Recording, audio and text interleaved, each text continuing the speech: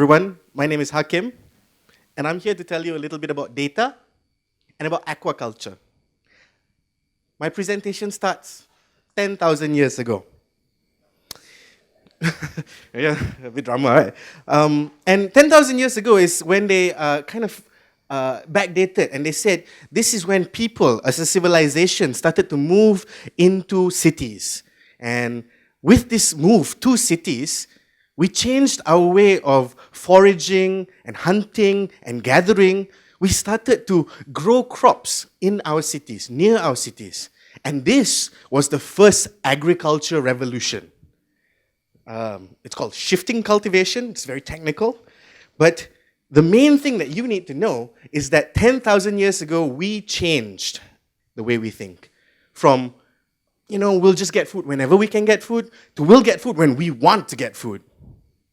Now, several hundred years ago, along with the Industrial Revolution, we mechanized how we get food.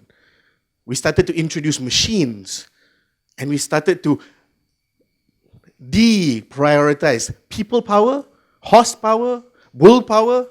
It was just machines. This was the game changer. Now, with this fundamental change came a fundamental change in the amount of food we could produce. So now food stability became a wondrous thing. And with this wondrous thing, our civilization exploded. And it's been pretty much like that till the turn of the century, when we could not catch up with our explosion. The food production was not as fast as our production or reproduction. So, we had lots and lots of people, but not very much space. And this was the turn of the third agricultural revolution, commonly known as the Green Revolution. This is the point where we started to look inside. We started to look at our food and we say, how can we make our food produce more per square kilometer than it could ever do before? So we started to think about efficiency, like crazy efficiency. Now, I sum this all up as a very important human behavior. And this human behavior I like to call control. We are control freaks. The more you ascend in rank, the more control you want to have over the people that are working for you. As a civilization, we feel comfortable when we are in control. As a farmer, they feel comfortable when they are in control. The more control they can exact over a plot of land equates directly to the amount of yield that they can get in that plot of land. They can reduce negative outcomes in that plot of land if they control it properly. Throughout the ages, it's been the same. The method of control has changed, but the need for control has not. So, I told you earlier I'll be talking about aquaculture. So let me focus the rest of today's conversation about these two things. How we control stuff in the water, aquaculture. I come from a background of app creators. So I'm not a farmer, not a Patani modern, but long time ago, which is about 2 years ago, a friend of mine came to me with a problem. He said, Hakim, I have offices in 5 different cities around the world. I have a farm in one, and I need to know what's going on. So I just tried it out. I'm like, okay, let me help you. But first, let me understand what's your problem. So he said, sure, go spend some time on my farm. It's a beautiful place. If you've never been to a fish farm or a shrimp farm, or in my case, I went to a lobster farm, you should spend some time there. But please, wear a hat and use sunblock. I got very dark, very fast. And I learned a lot of new things. One of the most important things that I've learned is when you need to go to the toilet when you're on the farm, you find new places to do it. Okay, well, let's get to the important stuff. I learned about the farm practice. I spent time when it was bad weather, when it was good weather. I spent time when they were doing their work. In this case, they're sampling the little baby lobsters to know how many lobsters are in a particular pond, or cage in a sense. And I'm a little bit of a thrill seeker. I spend time at night on the farm. Now this is in the middle of the ocean in Semporna. So there's a huge threat of pirates. So I'm a little bit macho that way, just so you know. Yes. But the thing was super important. If you don't understand who your customer is, if you don't understand the problems that are faced by your farmers, you can't help. You can't hope to get in their world and solve their problems. So I was very dedicated. And now I understand a lot more about farmers. Over the last 2 years, I've spent time on shrimp farms, on fish farms. I've spent time in the middle of the ocean, in the middle of land masses that have ponds. A little less interesting, a little less drama, but still. One thing I've realized out of all of this time that I've spent is aquaculture is fundamentally different from agriculture, per se. Where agriculture has 10,000 years worth of this experience, right? People, you know, when they say, I've been doing this since you were in diapers, yes, they've been doing this since way before that. They have practices that are in play. They are very comfortable with these practices, but aquaculturists are different. Fundamentally, aquaculture is a craft that came out only several hundred years ago, yeah? Which means the people that are practitioners of aquaculture, they think about the world differently. They are more ready to accept new technology. They're more ready to try new crazy things. Because if they're not, you won't see what's going on here. That ability to take up crazy risk because they understand the environment, that is a hallmark of aquaculturists. This is very exciting to me. I love working with crazy people because they are the most fun. Crazy people are going to change the world. So, these are the kinds of crazy people that I work with. I work with shrimp farmers, marine fish farmers, and freshwater fish farmers. They are all very different in their craziness. Shrimp farmers are gamblers, like very high risk, high return, quick gamblers. They put a stock of shrimp in and they hope it'll survive for 3 months. And then they harvest and they make a lot of money. Fish farmers are a little bit different. They have to wait like 12 months, for the most part, sometimes 15 months. And they get a chance to mitigate as much risk as possible. So, I'm not sure how much of a relationship you all have with your food. How much do you taste the fish that you order when you go to the restaurants? But some of you out there are discerning fish connoisseurs, I'm sure. Good is not mine. Now, what you will taste is this. When you eat farmed fish, sometimes you will taste a little bit of the dirt, right? Especially if it's a saltwater fish that is farmed inland. Because of that, the value of the fish is about 30% less. But this is crazy when you look at the math. While the value is 30% less, the amount that they're able to generate, the amount that they're able to cultivate in that one cycle is sometimes upwards of 1,500%. So they're able to do much more because they are able to control the variables. Much more than they're able to do in open sea farming. So if you had cages in the middle of the ocean and there was an algae bloom, everything would die. Right? Now, I'm not being overly drama when I tell you this because the farmers, oh my goodness, when you talk to them and you hear their pain, right? They're like, how come I don't know about this environmental condition that is called an algae bloom? My whole crop has disappeared. It's risky. How am I not able to reduce this risk? So I wonder to myself, do they not have access to data? I thought they love control.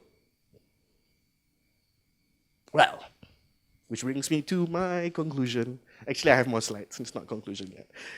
Better data equals better control. Makes sense, right? What is data? Data is knowing stuff, knowing what happens before, what happens during, and what happens after. Simply put, you know what kind of stuff is affecting your crop. You know what kind of stuff is going to affect your sales. Now, if you know the market is a bit tumultuous and there's no availability of your particular fish, you know that's the time to sell because the prices are going to be up, right? There is no central place to get this data. They have to go and ask individual people. What's the rate that you're selling or buying? Which is crazy. Indonesia, coincidentally, some of my clients are there, have much more advanced infrastructure to deal with this one simple question. You know how they do it? They crowdsource it. They say, if you're going to sell, you put this price that you're selling in the app, and then everybody else that has the app has access to the price.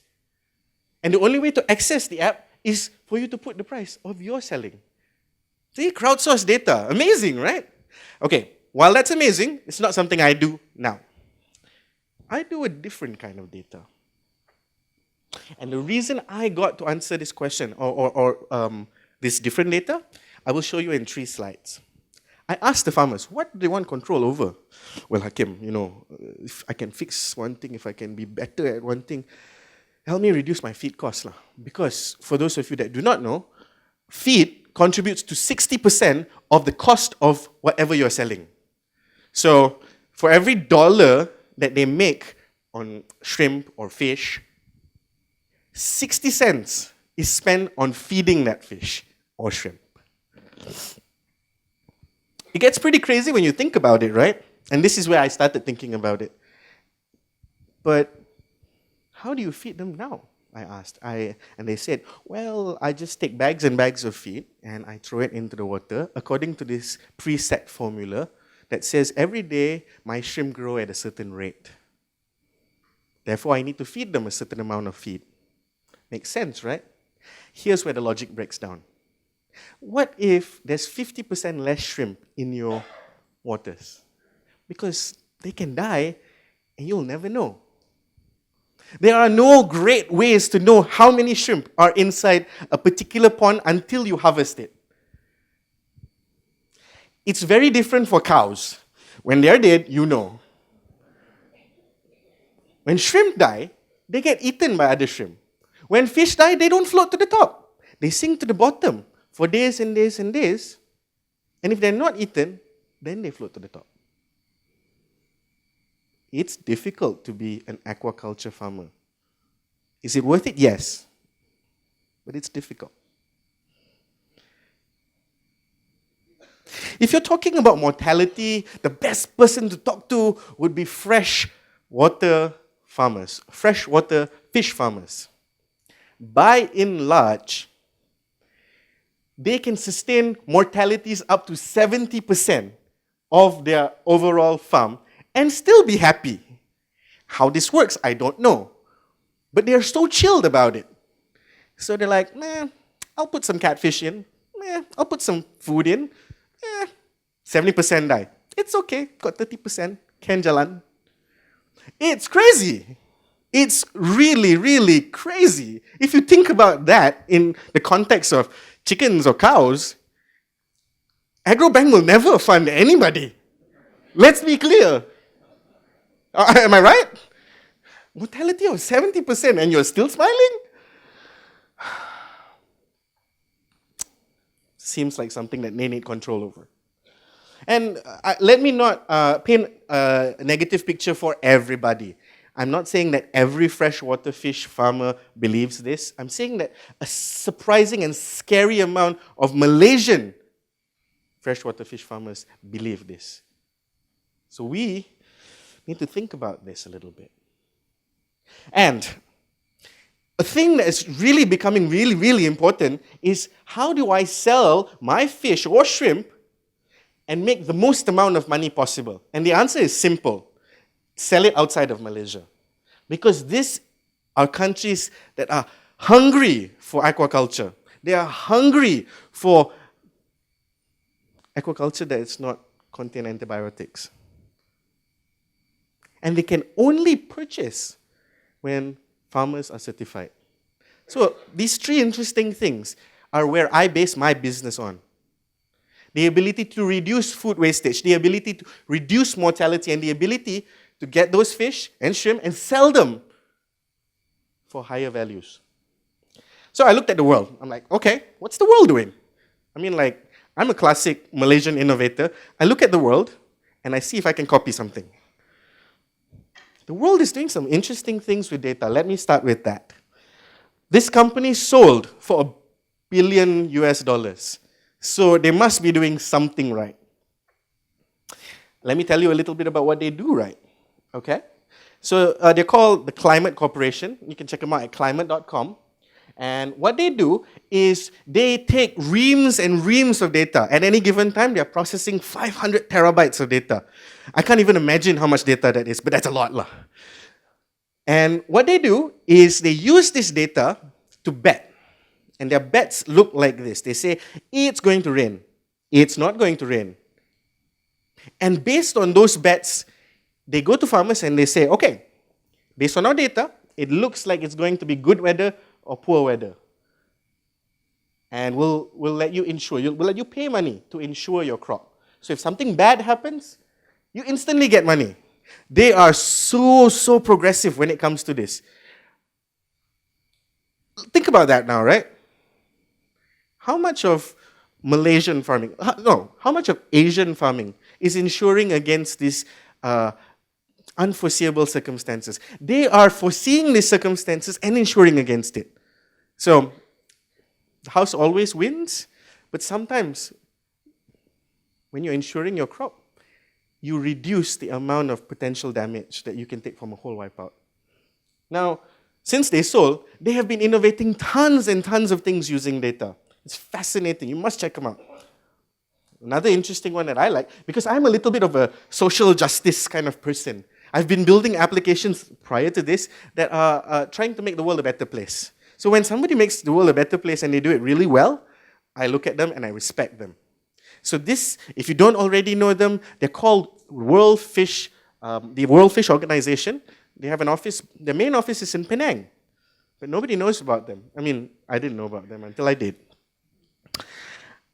So when they took a trip up to Penang, found out that they are in 7 countries and have 400 staff around the world. So they're a big deal. This is what they do, and it's fascinating. They take global resource. Oh, I can't show you, but imagine with me. They take global resources, both in terms of money from developed countries that want to invest in the development of third world country economies. They take this money, and they also take tons and tons of data. They took this, and then they do a little bit of wonderful research. They do genetic research, and they enhance special fish, specifically tilapia and koi, and they take this genetically enhanced, so they're stronger, they survive better, they require less food. So this is, let's call them super tilapia. So they take this super tilapia and they introduce it to poorer countries. So the poorer countries can see this whole value chain within their, the word, it escapes me, they're called hatcheries. So the hatcheries then grow this super tilapia. The hatcheries provide it to farmers. Their farmers grow this thing. And now they have much more access to high quality protein at a very affordable price.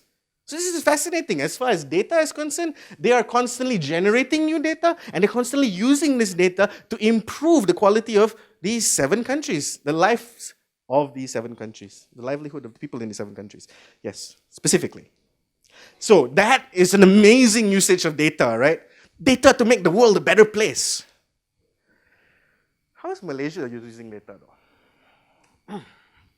I'm excited. Malaysia is using data. And I got a rush because Malaysia is collecting data on cutting boards so they don't get wet, transferring data onto pieces of paper. And then, there's some computer bits that they do where they type this data out, but they don't. They don't do something great with the data, unfortunately. They use the data if something goes wrong. I'm like, what happened? Let me show you my records. And that's great. They use the data when they need to be audited for certification purposes. And that's great too. But by and large, they don't use the data for anything at all. So they have reams and reams of data that is not used. And I think that there's huge potential here. Imagine with me. Imagine if you had the data of how much food you were using and you combine that together and you made an application so all the farmers in one area, they could kind of come up with a Groupon of fish food buying. Reduce the price. Kind of cool, right? Couldn't do without data. Imagine if they could do health tracking so they know which farms are getting sick. So this and maps, oh my goodness, if this farm is getting sick, that farm will get sick. Let's stop. Let's do something about it. Imagine if you could do certification and you could make it as easy as WhatsApp. Just capture a bit of messaging on your phone and then you could submit for a certification so you don't have to spend hours and hours and hours kind of doing all this crazy work.